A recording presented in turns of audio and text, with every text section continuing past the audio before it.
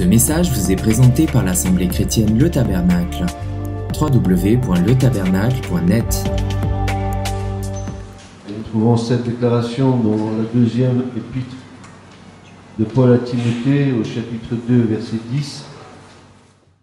Voici ce que Paul déclare.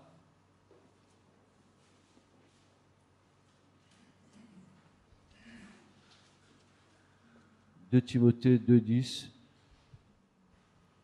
C'est pourquoi, dit-il, j'endure tout pour l'amour des élus, afin qu'eux aussi obtiennent le salut, qui est dans le Christ Jésus, avec la gloire éternelle. C'est pourquoi j'endure tout pour l'amour des élus, afin qu'eux aussi obtiennent le salut, qui est dans le Christ Jésus, avec la gloire éternelle. L'amour que Paul avait pour les élus était motivé par l'acquisition du salut. Et cette même urgence du salut décuplait ses forces, afin qu'après avoir reçu l'appel de voir ces hommes et ces femmes entrer dans leur élection. Il y a une grande confusion dans le monde évangélique et dans les chrétiens en général. Ils savent pas très bien ce que c'est l'élection. Ils n'en ont pas la moindre idée souvent. C'est dommage, parce que la parole de Dieu est claire. Et on va essayer de comprendre ce matin pourquoi Paul pouvait tout endurer, tout supporter, souffrir pour l'amour des élus. Mais qu'est-ce qu'est réellement l'élection? C'est quoi l'élection? En quoi comprenons-nous véritablement son sens? Eh bien, l'élection, frères et sœurs, est, avec le salut, la plus grande de toutes les bénédictions que Dieu nous accorde. L'élection n'est pas le salut, mais elle précède le salut. C'est ainsi que le même apôtre Paul nous dira dans l'épître aux Thessaloniciens, au chapitre 2, verset 13, il va dire ceci: mais nous devons toujours rendre grâce à Dieu pour vos frères aimés du Seigneur, de ce que Dieu vous a choisi dès le commencement pour le salut. Comment il va choisir? Pourquoi il nous a choisi dès le commencement pour le salut? Pour nous sanctifier par l'Esprit, nous mettre à part par l'Esprit, par le moyen de la foi et de la vérité. Maintenant, frères et sœurs, si l'élu obtient le salut, et si l'élection est le salut, donc l'élection doit précéder le salut. Les hommes sont sauvés lorsqu'ils croient au Christ, non quand ils sont élus. C'est pour ça qu'à un moment donné, Paul dira, il y a beaucoup d'appelés, mais peu d'élus.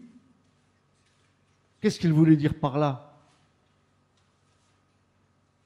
Beaucoup sont appelés, et Dieu appelle tous les hommes au salut, mais peu veulent répondre à ce salut. Et c'est pour ça qu'ils ne rentrent pas dans l'élection que Dieu a faite dès avant la fondation du monde. Nous avons été élus, pas maintenant, avant même que j'existe, avant même que cette terre existe.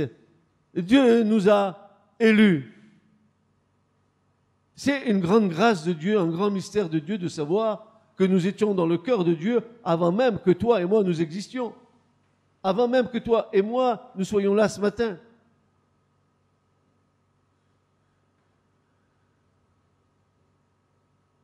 Les hommes sont sauvés lorsqu'ils croient au Christ, non quand ils sont élus. Ils rentrent dans l'élection quand ils croient dans le Seigneur et qu'ils rentrent dans le salut. Alors l'élection qu'ils avaient avant la fondation du monde se trouve réalisée par l'appel qui nous a fait rentrer dans le salut. Écoutez bien, Monsieur Hollande, il est bien le président de notre République, n'est-ce pas? Monsieur Hollande n'est pas venu président de la République quand il a été élu, mais quand il a été investi. Le résultat de l'élection n'est pas qu'il est président. Maintenant, il faut qu'il soit investi pour être président. Il n'y a pas seulement une élection, mais aussi une installation dans sa fonction de président. Les élus de Dieu sont installés dans une position de sainteté par l'appel efficace et le travail profond dans l'homme par le Saint-Esprit au travers duquel ils deviennent croyants en l'Évangile.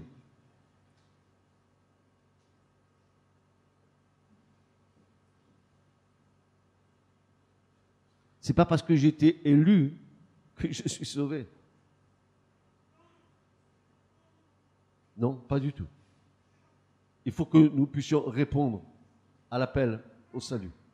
Seul le salut nous fait rentrer dans l'élection. Pourtant, l'élection, potentiellement, est sur nos vies, parce que Dieu l'a décidé ainsi de toute éternité. Mais encore faut-il que nous y rentrions dedans. C'est pour ça que Paul dira, il y a beaucoup d'appelés, beaucoup, mais peu sont élus. Je sais que c'est un sujet que l'Église du Seigneur n'a pas l'habitude d'entendre de trop, mais il faut que nous soyons au courant des doctrines de l'Écriture. Nous ne voulons pas mourir imbéciles. Non, pas du tout. Est-ce que nous nous contentons d'une foi évangélique superficielle dans laquelle nous nous rassurons parce que nous disons Jésus, parce que nous disons le sang, etc. C'est une grossière erreur. Christ nous a appelés à grandir à sa stature parfaite. Non, pas à rester des petits enfants balbutiants, dans une foi balbutiante, dans un salut à bon prix dans lequel on se rassure.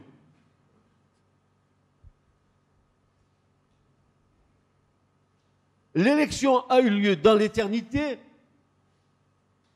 Le salut a lieu lorsque le pécheur croit.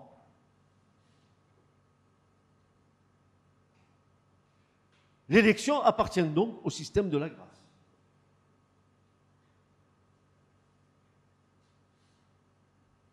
Par contre, nous devons réfuter certains a priori. L'idée, par exemple, que l'élection a eu lieu dans l'éternité dans le but de prévoir le repentir et la foi. Selon cet avis, Dieu, dans l'éternité, regarda à travers les âges et vit qui se repentirait, qui croirait, et que cela seraient les élus pour le salut. Cette réflexion est correcte sur un point, que l'élection avait lieu dans l'éternité. Par contre, il est faux de dire que la raison de l'élection est chez le pécheur plutôt que chez Dieu. Nous allons voir pourquoi qu'une telle pensée périsse. Regardez ce que dit Paul aux Éphésiens au chapitre 1, au verset 4 à 6. Il va dire ceci. Verset 4 de Éphésiens 1.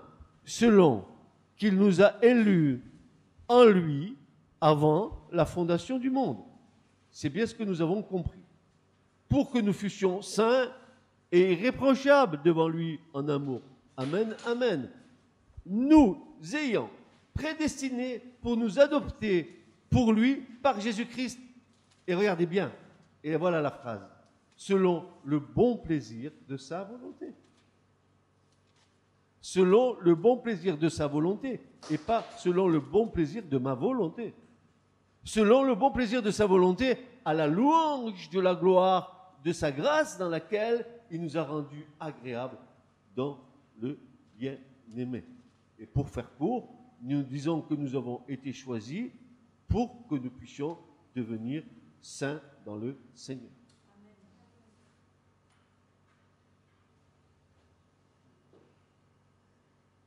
est-ce que nous avons bien entendu ce que Paul déclarait quand il disait qu'il endure tout à cause des élus? Il nous est dit dans les évangiles que Dieu a répandu le festin de l'évangile. Mais le fait est que personne n'est venu, car il est écrit que tous unanimement se mirent à s'excuser. Dieu savait comment la nature humaine agirait. Alors il ordonna à son serviteur d'aller les chercher et de les faire venir. Le maître dit à l'esclave, va-t'en dans les chemins, le long des haies, contrains les gens d'entrer, afin que ma maison soit remplie. Si ce n'était pas une volonté puissante de Dieu, un amour puissant de Dieu, pour que nous puissions entrer dans sa maison, personne ne serait sauvé, parce que personne ne veut répondre à l'évangile. Et c'est parce que c'est une grâce que nous sommes là. Et je ne mérite rien, car si c'est la grâce, alors tout est grâce. Je ne m'implique en rien. Mon salut, c'est une grâce. Mon service, c'est une grâce. Ma foi, c'est une grâce. Même ma foi, elle ne vient pas de moi. Et de quoi je veux me prévaloir dans ma fonction de croyant, si tout est grâce? Oui, si tout est grâce, ça va m'enlever de ma personnalité les choses qui pourraient me valoriser en disant c'est un peu grâce à moi si je suis comme ça. Non. Écoute, poussière, et tu retourneras à la poussière. Tu n'es rien. Rien, je ne suis rien.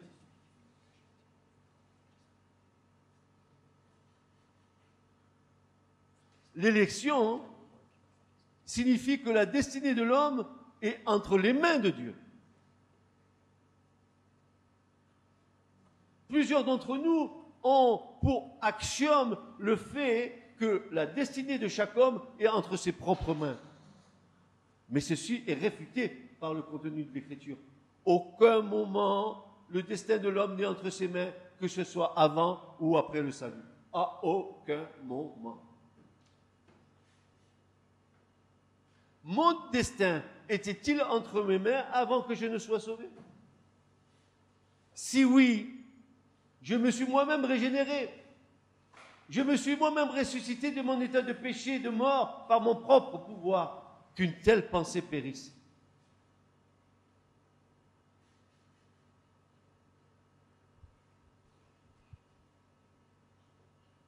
L'homme ou la femme qui ne prie pas, l'homme ou la femme qui ne s'est pas repenti de ses péchés, l'homme ou la femme qui ne fait pas confiance au Christ et qui ne s'engage pas aussi à faire de bonnes œuvres, n'a pas le droit de déclamer qu'il est un des élus de Dieu. Il n'a pas le droit.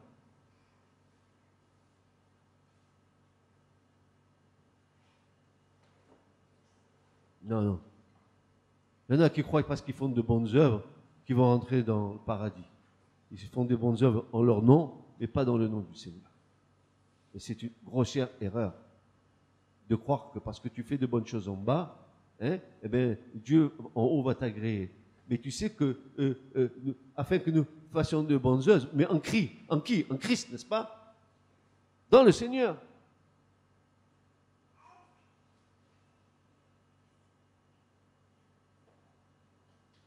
Ainsi, l'Évangile engendre la souffrance qui prend naissance dans la compassion des âmes.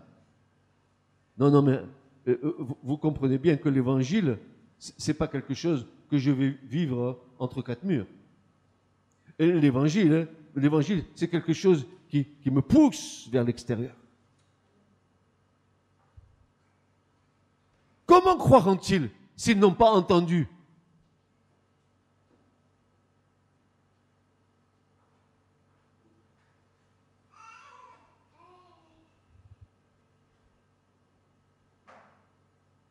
Ainsi, l'Évangile engendre la souffrance qui prend naissance dans la compassion pour les âmes. Regardons à Jésus. Golgotha est le sommet de la souffrance, mais aussi le sommet de l'amour et de la compassion des âmes. C'est là où Dieu a manifesté son amour pour les hommes, en donnant le juste, son unique. Celui dont il a dit, celui-ci est mon fils bien-aimé, en qui j'ai mis toute mon affection. Et il l'a vu cloué sur la croix entre ciel et terre, réconciliant le ciel avec la terre. Jésus faisant le pont.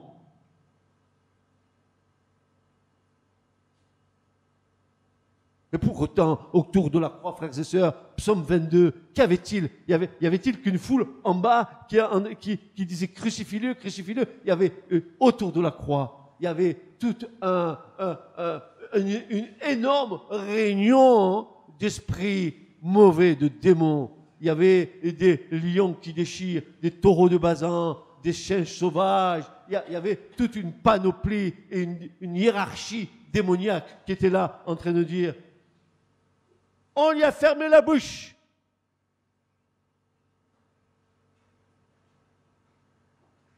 Maintenant, dis-nous, il est écrit, peux-tu le dire ?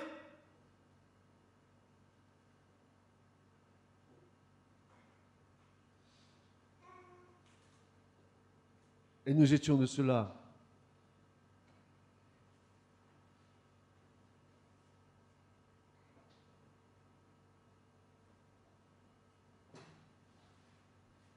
En fait, mes bien-aimés, rentrer dans l'élection, c'est pénétrer et prendre place dans l'amour de Dieu. C'est pénétrer le cœur même de Jésus. C'est se trouver sur son cœur et dans son cœur, comme le mémorial sur les épaules du souverain sacrificateur, rappelant l'amour de Dieu pour les 12 tribus d'Israël. Alléluia. Je suis sur le cœur de mon Seigneur. Gravé. Il m'a scellé. Et ce sceau est comme un mémorial pour les anges quand ils viendront nous chercher. Faire la moisson. Cet amour qui était dès avant la fondation du monde et qui se manifeste dans le salut pour l'éternité. Et qui se manifeste dans le salut pour l'éternité. Cet amour qui était dès avant la fondation du monde et qui se manifeste dans le salut pour l'éternité. Dieu, en Jésus-Christ, se souvient de tous les hommes, dans toutes les générations, à cause de l'élection et de la manifestation de son amour pour chaque âme. Vous vous rendez compte ? Dieu se souvient de chaque individu dans notre génération. Combien de fois je vous ai dit, ce n'est pas un hasard que nous soyons nés dans cette génération. Mais qui comprend ça ? Parce que quand tu es né dans cette génération, Dieu avait un plan pour toi dans cette génération. Pourquoi pas au Moyen-Âge ? Pourquoi pas au siècle des Lumières ? Pourquoi ? Non ! Dans cette génération. Dieu nous a appelés dans cette génération. Parce qu'il a un plan avec chacun d'entre nous pour accomplir son œuvre avec nous. Là où il nous a placés, dans son corps. Parce que c'est Dieu qui place chaque membre dans le corps. Pas que l'homme se place. Dieu place. Chacun a sa place pour l'utilité commune. À cause de l'élection, Christ est mort à la croix pour que nous parvenions au salut. Vous vous rendez compte ? C'est quelque chose qu'on n'a pas encore saisi. Christ est mort à la croix pour que nous parvenions au salut à cause de l'élection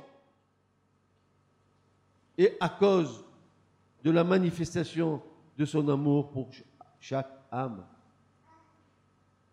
Il est mort à la croix pour que nous parvenions au salut et que nous rentrions dans l'élection, c'est-à-dire que nous reprenions place dans son cœur et sur son cœur. Frères et sœurs, dans l'élection, on était sur le cœur de Dieu. Dans notre vie d'homme, on est sorti de la présence de Dieu, n'est-ce pas ? Il y a une séparation entre Dieu et nous. Ésaïe 59 nous dit, c'est à cause de vos péchés, vos iniquités, que Dieu a mis un mur entre lui et nous. Dites Amen. Et Jésus est venu, il a renversé le mur de séparation. Et nous avons la liberté de nous approcher de lui aujourd'hui. Mais c'est à cause de l'élection.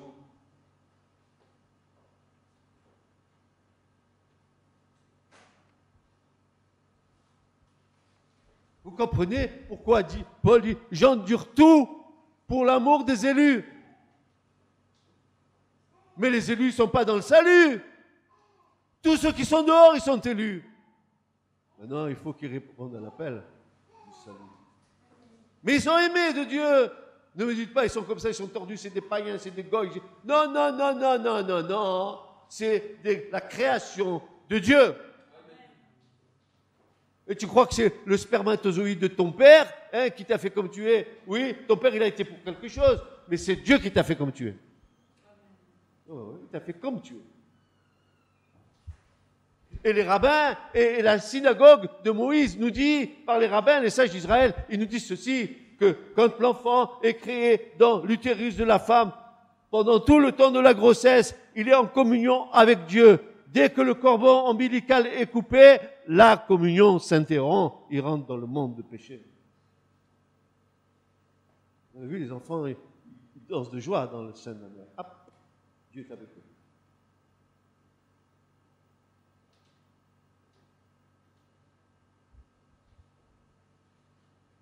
C'est pourquoi, à nouveau, Paul déclare, je souffre, je supporte, j'endure, je persévère et je suis patient pour l'amour des élus. On ne peut être réellement libre. Écoutez bien, ça c'est une phrase qui vient du Saint-Esprit, frères et sœurs. On ne peut être réellement libre que dans l'amour de Christ qui supporte tout. Notre amour humain, même renouvelé, n'a pas la capacité et la grandeur de l'amour de notre bien-aimé Maître. Alors merci Seigneur parce que tu ne nous as pas laissé sans rien, tu nous as donné une mesure par laquelle nous pouvons nous tester concernant les âmes pour le salut. Et Paul nous l'a donné, voilà, je vous la cite et vous la connaissez parce que je sais que vous connaissez la parole. Moi aussi, ça fait longtemps que je la connais, la parole. Elle est en moi, mais si je ne la vis pas, elle ne me sert de rien. Hein? Je suis tchatchara et tchatchara. Je ne fais que parler. Il faut qu'à un moment donné, ce que nous disions s'harmonise avec ce que nous faisons. Alors, qu'est-ce que dit Paul? Eh bien, l'amour use de longanimité. Il est plein de bonté. L'amour n'est pas envieux. Puis l'amour ne se vante pas. Il n'en souffle pas d'orgueil. Il n'agit pas avec inconvenance. Et il ne cherche pas son propre intérêt. Il ne s'irrite pas. Il n'impute pas le mal. Il ne se réjouit pas de l'injustice, mais se réjouit avec la vérité. Il supporte tout, croit tout, espère tout, endure tout. Voilà le test pour les âmes. De dehors. Parce que si on n'est pas capable de le vivre dans l'Église, comment allons-nous le transporter dehors, n'est-ce pas? Voilà des notions qui souvent échappent aux enfants de Dieu. Ces notions devraient être la base de notre foi. Évidemment, Dieu est la base de notre foi. Même l'athée, écoutez bien, même l'athée ne soupçonne pas que Dieu lui ait imparti une mesure de foi dans sa vie. Il ne le sait même pas, mais Dieu l'a mise, cette mesure de foi. Car qui sait, si un jour, celle-ci ne puisse jaillir d'un cœur endurci. Romains 12, 4, Paul dit que Dieu a départi une mesure de foi à chacun. Quand je vous disais que la foi ne vient pas de nous, la foi est un don de Dieu. C'est par grâce que vous êtes sauvés, par le moyen de la foi. Vous n'y êtes pour rien, c'est un don de Dieu. Dieu te donne la foi à toi, après, avec la foi que Dieu t'a donnée, de la faire grandir. Comment? Mais par l'écoute de la parole et la mise en pratique. Et Jésus dira, ne vous contentez pas seulement d'écouter la parole, mais mettez-la en pratique.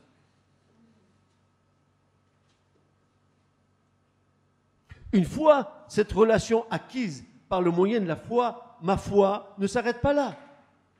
Elle ne s'arrête pas à ce que je suis.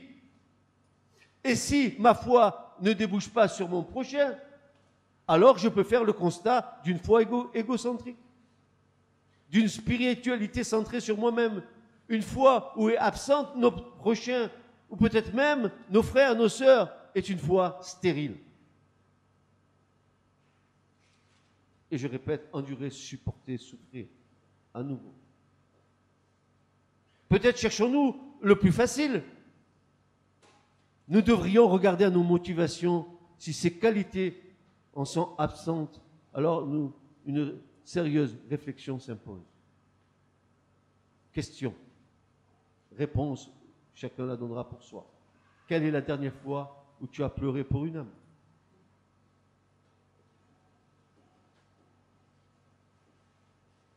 Quelle est la dernière fois où tu as pleuré pour une âme?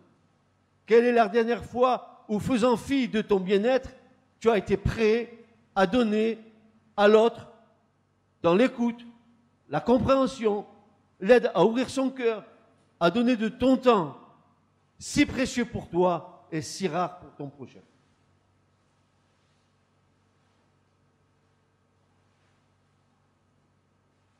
Je répète.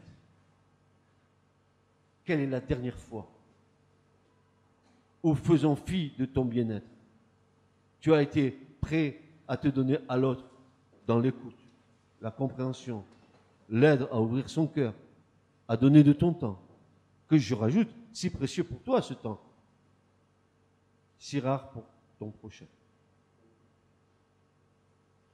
Ou alors, nous sommes tellement fixés sur nous, tellement préoccupés de ce que tu voudrais être, que tu n'as pas le temps de regarder à ton prochain.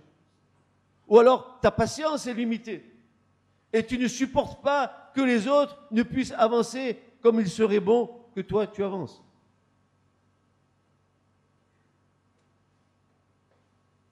Et je rajoute, parce que c'est encore là où l'Esprit de Dieu m'a conduit, la spiritualité qui ne débouche pas sur des actions concrètes envers notre prochain nous fait ressembler à une cymbale retentissante, à un airain qui résonne.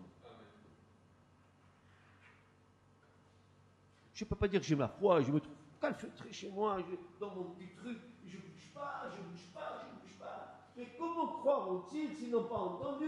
Allez, faites de toutes les nations des disciples. Allez-y, bougez-vous. Et bougeons.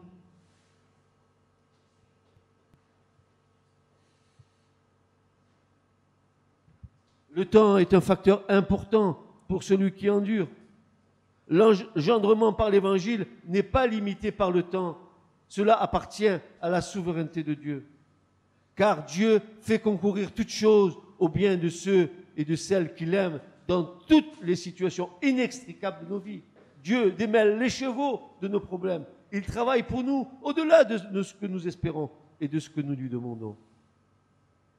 C'est pour cela que nous aussi, nous devons tout endurer pour qu'une âme puisse rencontrer celui qui est l'objet d'un salut éternel. Et tu ne dis pas, il n'a pas voulu, écoutez, eh ben, laisse tomber, il ne veut pas. Et comme ça, tu as plié l'affaire. Où est la persévérance? Où est l'amour de l'âme? Ils m'ont rejeté, ils vous rejetteront. Ils ont menti contre moi, ils mentiront contre vous.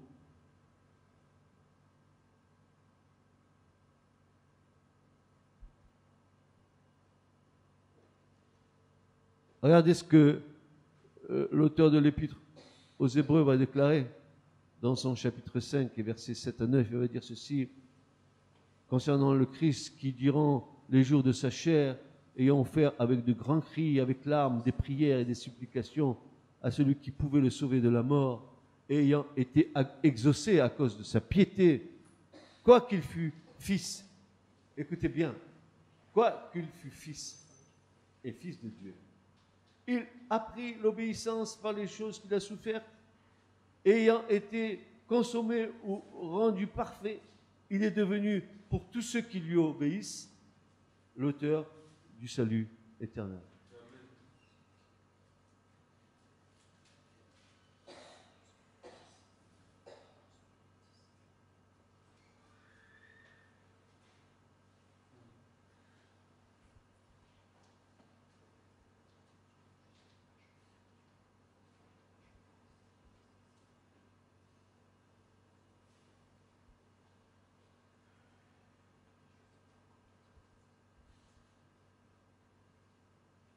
N'aie donc pas honte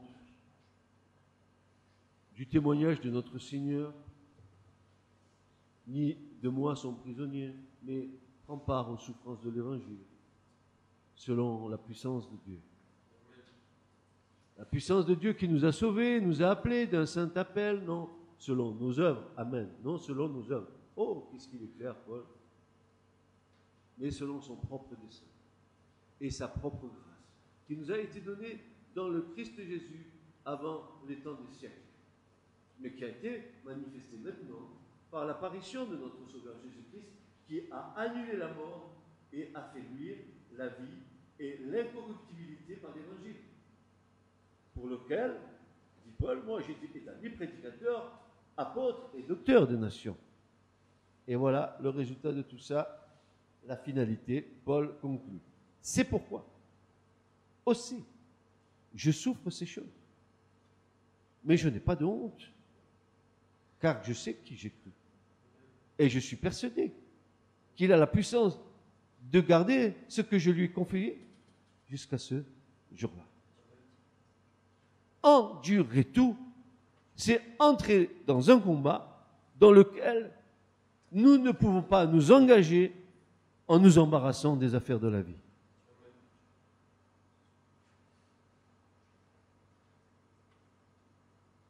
Alors des questions vont jaillir, et elles jaillissent. Jouissons-nous dans nos propres vies du résultat du travail de l'Évangile? Ou alors, jouis-tu des fruits de ton combat pour le salut des âmes? Et c'est une bonne question à poser. Tu donneras la réponse.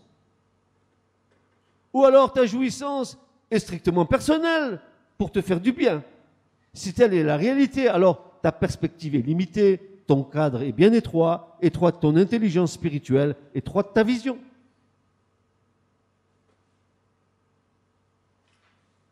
Et pour conclure, je vous dirai ceci, mes frères et sœurs. Pour que nous n'ayons rien à revendiquer, rien à réclamer au Seigneur.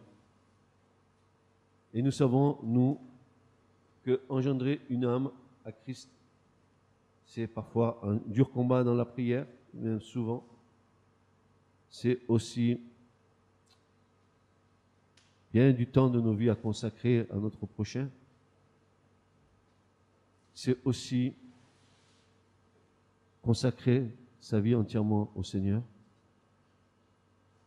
Quand je dis entièrement au Seigneur, je veux dire entièrement au Seigneur.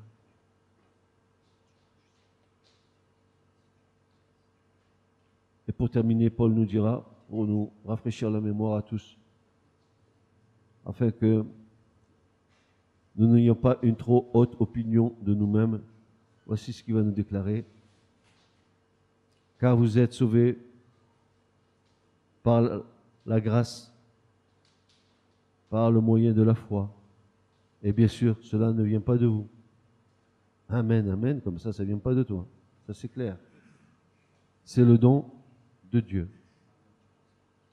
Non sur le principe des œuvres, afin que personne ne se glorifie. Amen. Ce message vous a été présenté par l'Assemblée chrétienne Le Tabernacle. www.letabernacle.net